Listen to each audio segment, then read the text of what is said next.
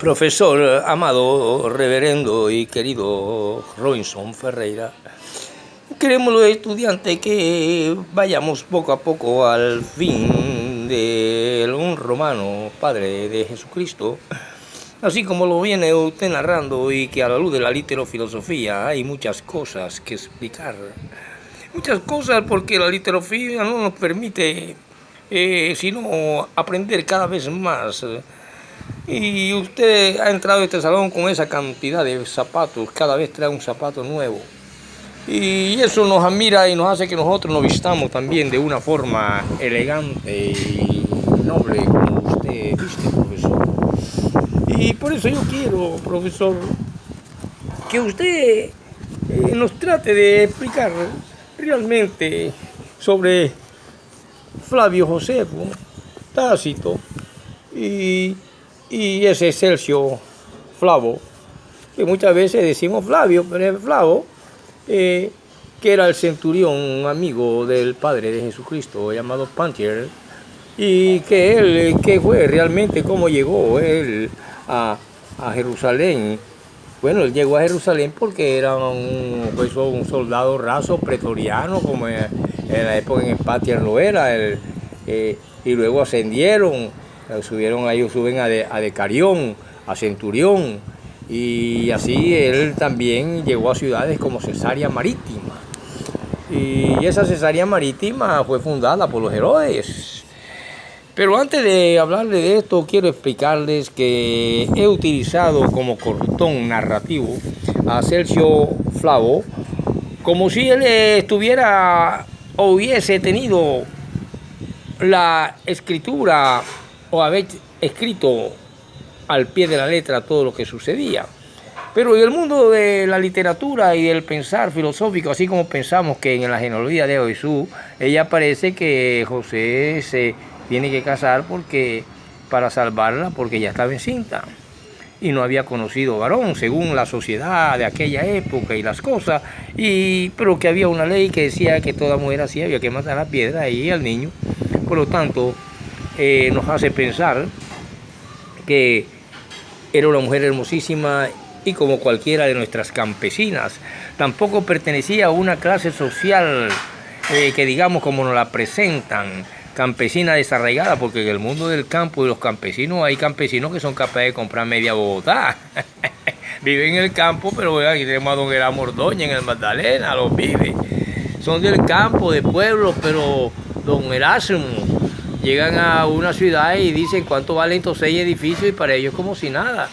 Entonces, eso pertenece dentro del campo a una clase social. No todos son campesinos los que viven en el campo, y allá adentro también hay una lucha entre el feudal, el gamonal, el que es el títere, y el campesino que no tiene tierra para sembrar. También tenemos que analizar esas cosas. Bueno, María pertenecía y era prácticamente sobrina de el hermano de su madre o de su padre, que es de Joaquín o de Ana, que era ministro de Minas en Israel, y ese fue el que reclamó el famoso cuerpo del Mesías para que no lo echaran allá donde echan a los perros, en el Sheol, en el infierno, donde se quema toda la podredumbre de Israel en esa época de Jerusalén, allá cerca del monte de la Calavera. Y entonces él pide el cuerpo José de Arimatea, porque era familia de María. Entonces fíjate, la Biblia no dice nada de esas cosas, pero son ciertas, son reales en la vida real, y por lo tanto, ¿por qué no puede ser real que haya estado preñada antes de casarse?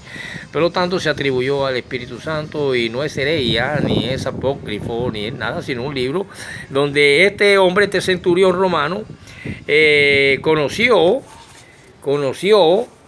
a Gallo. Ese Gallo lo mencionan muchas veces. Se dice que Lucio Flavio, Paulino y Benjamín llegaron felizmente a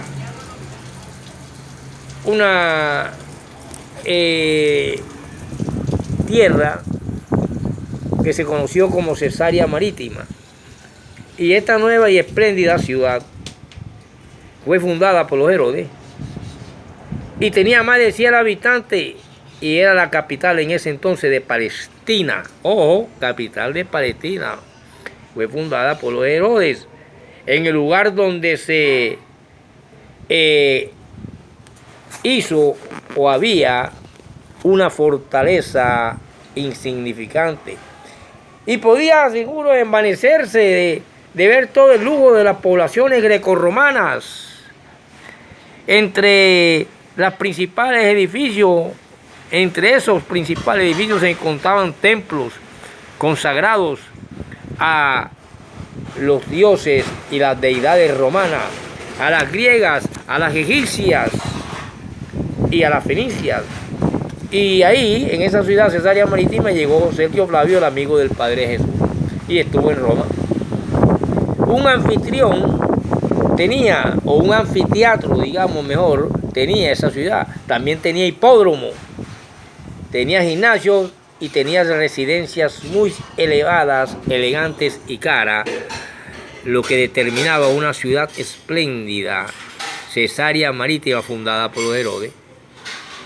Entonces este Flavio, Lucio Flavio, Paulino y Benjamín llegaron a esta ciudad, y ese Flavio es el centurión amigo del Padre de Jesucristo, que yo utilizo en la narración como si estuviera él escribiendo el libro que pertenece prácticamente a un hombre llamado José. Su autor es José Spielberg. Y él nos narra todas estas cuestiones hermosísimas, donde nos deja traslucir los amoríos de María, la Santa Madre del Señor Jesús, que es un gran misterio, en sus amores quinceañera o jovencita con este pretoriano. La Biblia narra desde el momento en que José y tal, en que la visitaba y de pronto salió preñada y tal, pito y flauta, pero era para salvarla de la ley judía que mataba a piedra al niño y a la mujer que hacían estas cosas antes de casarse. Entonces, por lo tanto, aquí en este final que vamos dando magistralmente, el profesor Ferreira ya aclara que habemos escritores y hay protagonistas, y que rara vez el autor de una obra es el protagonista, pero sí puede serlo muchas veces cada vez que escribe autobiografía, por ejemplo, escribe diario, por ejemplo, o escribe obras en primera persona, donde él narra los hechos. Por lo tanto, el gran editor Jesús Spielman es el que hace el libro Lucio Flavio, que es el centurión amigo del Padre de Jesucristo, que era un pretoriano, que llega también a Decarión, y del cual la jovenzuela, la Virgen, la jovencita María, sobrina de un ministro de Minas llamado José de Arimatea, visita o se encuentran o hablaron muchas veces cerca de las fortalezas romanas y se enamoraron. El hombre muy prestante, muy jovencito como ella, y qué raro tiene en una mujer enamorarse de otro hombre. Por lo tanto, actúa después de que una palomita, Espíritu Santo representada y reflejada, para poder crear la famosa Trinidad en el Concilio de Nicea en el 326 con Constantino, y nacer el cristianismo por los votos que favorecían al emperador Constantino para llegar nuevamente y quedar y perpetuarse en el trono. Entonces estos concilios fragaron, y allá se fragaron y hubieron otros más como el de Constanta, el de Calcedonia, etcétera, etcétera. Pero aquí nos interesa es que sí existieron esos dos hombres. Sergio Flavio conoció en su niñez, su juventud, y a Cornelio, que también fue un romano que se convirtió al cristianismo. Y este Sergio Flavio también terminó en el cristianismo y salvó a la hija de Herodes y salvó a Tamara, y fue condecorado y estuvo y presenció la quema del templo de Jerusalén y de la ciudad de Jerusalén, donde Flavio Josefo narra que hubieron más de 17, de 11 a 17 millones de gente muertas allá, apuñaladas, nadie se salvó. Algunos escasos convertidos al cristianismo llegaron a Roma con estos pretorianos, con estos ejércitos triunfante, para así, a través de la literofilosofía, queridos estudiantes, aclararles y ver que una vez más la literofilosofía nos enseña a no tragar entero y que debemos escuchar para tener habilidades intelectuales y cognitivas, porque así solamente han hecho todos los grandes escritores. Por ejemplo, el que hizo Madame Bovary, el que hizo Emilio Soler, el que hizo la Nana, Gustavo Flaubert, todos los grandes escritores se han basado en hechos reales y objetivos, pero utilizando también, como lo exige la historia, lo exige la narración, el arte de narrar, que narrar historia es narrar hechos reales e imaginarios, o sea, cualquiera de los dos, o entrelazarlos para crear una gran obra, y así con las cuestiones históricas, con las cuestiones reales de un pueblo, de una cultura, de una ley, de una sociedad como fue Israel, se entremezcló con el mito, la leyenda, la imaginación y las deidades, una cultura, y bajo esa cultura murieron muchos por esa cultura. Yo me imagino aquí a nosotros los barranquilleros, nada más que una noche o una tarde se le debiera al alcalde decir ya no hay más carnaval. Imagínense ustedes la catástrofe. Templos incendiados, muertos en la calle, revueltas. No se dan cuenta que cuando aumentan la yuca, que es para beneficiar al campesino, para que el campesino también se le valorice su trabajo, porque las cosas van en unas leyes de competencia e incompetencia en el sistema económico capitalista, y que de esa manera, cuando se aumenta el ñame, el café, el guineo, el azúcar que viene de la caña, que nos la traen a veces nuestros hermanos cubanos, que debemos traerle, pues debemos comprarle por toneladas y toneladas también, para ver si esto se compone con las leyes de la competencia y la competencia. Y enseguida todo el mundo hace huelga, todo el mundo dice es malo el presidente, él es el que está matando de hambre a los colombianos, pero no mira el monopolio de la alimentación que está en manos de unos cuantos, que tienen embodegados los alimentos del pueblo y de la nación, y son los que determinan el que una cosa se alce o no. Cuando una cosa se quiere alzar, el azúcar, el arroz, muchas veces hay toneladas y toneladas y cientos de toneladas en los supermercados almacenadas con los precios viejos, y cuando ya se sabe que le dan el soplo de que se van a aumentar, ellos sacan de la bodega y hay una triple, cuádruple ganancia, y el pueblo, cuando se aumente, hace huelgas y revueltas. Pero en cambio, cuando le aumentan el ron, nadie revira. Cuando aumenta la droga en los expendios de los que se enriquecen con la compra y venta ilegal de la droga, nadie hace huelga. Al contrario, los drogaditos, los marihuaneros empiezan a buscar más plata como sea, a coger más cartón, a coger lo que sea, porque la cosa aumentó y ay, nadie se van alegre con su cosa. Pero para la comida, enseguida el presidente es malo, él es el que tiene esto así, es Maduro, es el otro, pero no miran el desarrollo socioeconómico del capitalismo que se va convirtiendo cada vez en salvaje, hasta el punto que así sucedió en la ciudad de Jerusalén, que llegaron a comerse hasta los hijos, las mujeres, sometidas bajo el imperio romano. Esa Jerusalén, ese Israel, esas 12 tribus que a través de sus gobiernos teocráticos pedían diezmo para poder pagar los tributos a Roma en una época, a los griegos, a los babilonios, de cautiverio en cautiverio, y por eso es que nace el libro de Lamentaciones, que es una palabra en latín. Lamentaciones no existe esa palabra en hebreo. Ellos se rasgaban la ropa para expresar un dolor, pero no sabían de esta palabra. En la Biblia aparece Lamentaciones, un libro que pertenece, su título, al latín.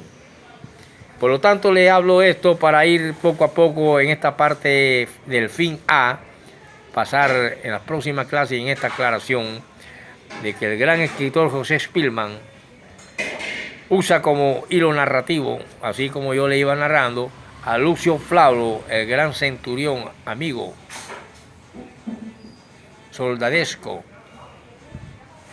y de logros, llamado Panther, el Padre carnal de nuestro Señor Jesucristo, que en la Biblia comienza que el Espíritu Santo, porque aquella mujer no había que mandar piedra y que la iglesia erigió, pero ella, María, también fue profeta. Ella profetizó que vería la destrucción del templo, como lo había dicho su hijo, quizá llorando, adolorida de ver a su hijo, que le dolió en la carne, que se rajó su gimen para parirlo y amamantarlo, y por eso le decían Madre de Dios.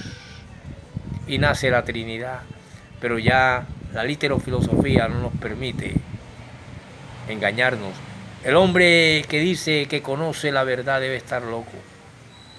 Nos vemos en la próxima con el fin de un romano es el Padre de Jesucristo, por el profesor Robinson Ferreira. Estos zapaticos han utilizado y han pisado algunos salones de clase. Han pisado algunas conferencias en la ciudad de Barranquilla. Y han visto los diálogos y las charlas y la forma como discute el reverendo profesor emérito, filósofo literario Robinson Ferreira. Les indico que pueden leer el libro de Madame Bovary y la nana para que vean también cómo el falso testamento de María de Robinson Ferreira es de una campesina verdaderamente campesina de la más baja clase social, de entre los campesinos que recogía algodón y que soñó con tener una casa y dejó al vago de José Manuel, quien al fin de cuentas dejó más de 200 puercos, casas una tras de otra y casinos y juegos y plata en el banco, y ella lo abandonó y se metió con un español llamado José Vicente, José Valentín Ferreiro, que le dejó una casa de esquina. Continuaremos en la próxima para decir algo del falso testamento de María. Y me esperan con el fin, parte B, de El Padre de Jesucristo es un romano.